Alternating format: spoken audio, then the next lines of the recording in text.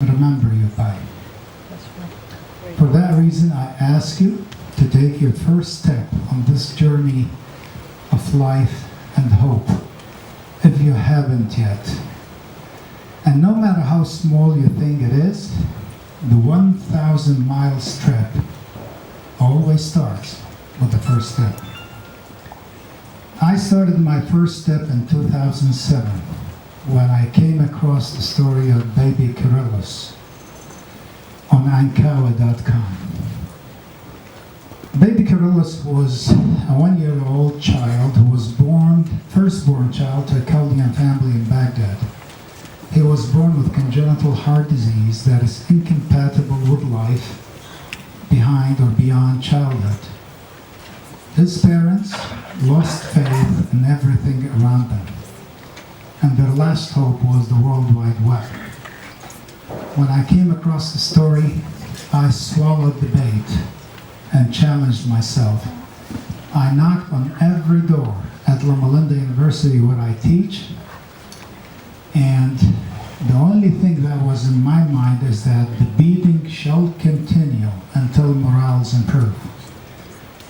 And sure enough, I was given the green light to bring the child and his mom for open heart surgery on charity basis. And that turned out to be the easiest part. Now, how am I going to get a visa for the child and his mom? Who's going to pay for the cost of travel? And what about lodging, translation, transportation? Things I didn't think about beforehand. It turned out to be nothing short of being a miracle. With some networking with the U.S. military in Baghdad and Amman, we were granted the visa for the child and his mom. They arrived in Los Angeles in July of the same year.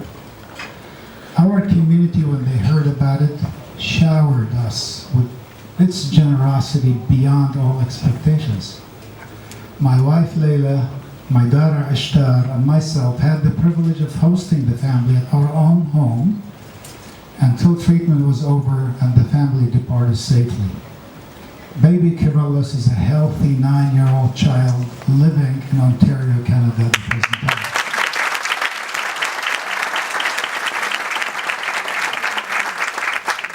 Today, and after 8 years, we are 285 patients strong from all walks of life in Iraq, treated in 10 different countries around the world.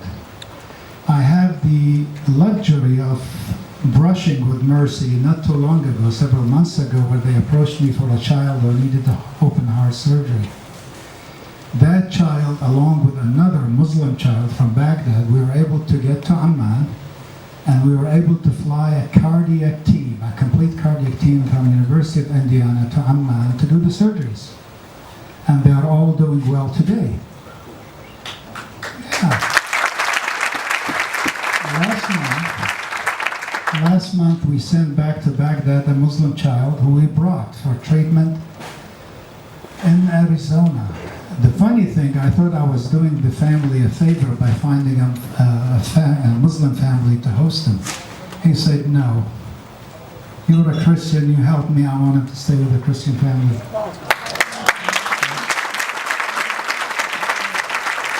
And right now we have another girl, 15 years old, suffered burns in Iraq under treatment in Texas at Shriners Hospital.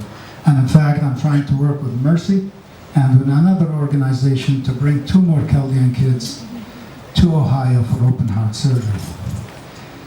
Our successes actually emboldened us, and we decided to navigate the ocean of humanitarian work. Through networking, I was able to establish extensive network on ground zero. In the last 3 months alone, we were able to reach 1,200 families, all of them displaced by ISIS in the recent attacks, in 3 countries, Iraq, Syria, and Lebanon.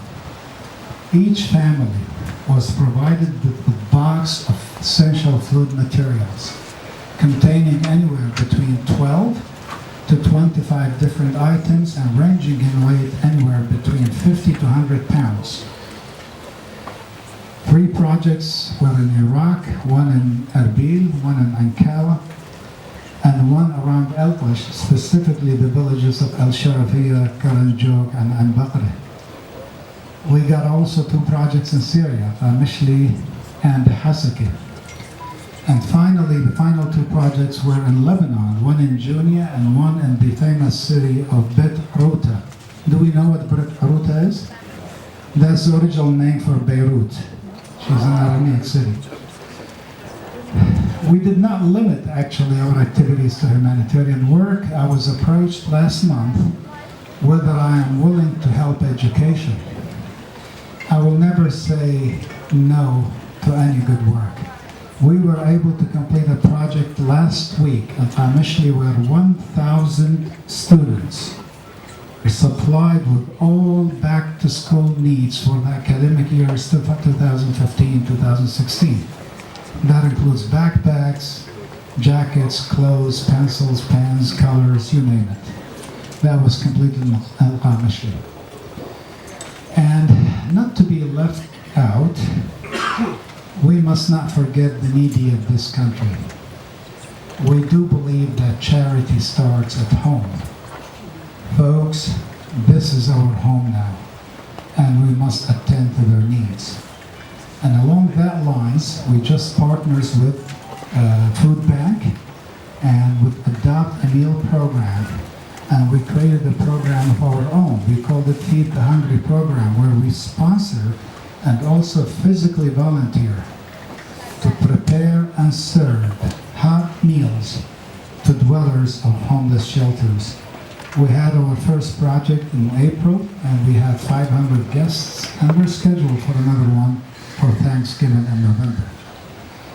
All of this was made possible through the compassion and generosity of people like you.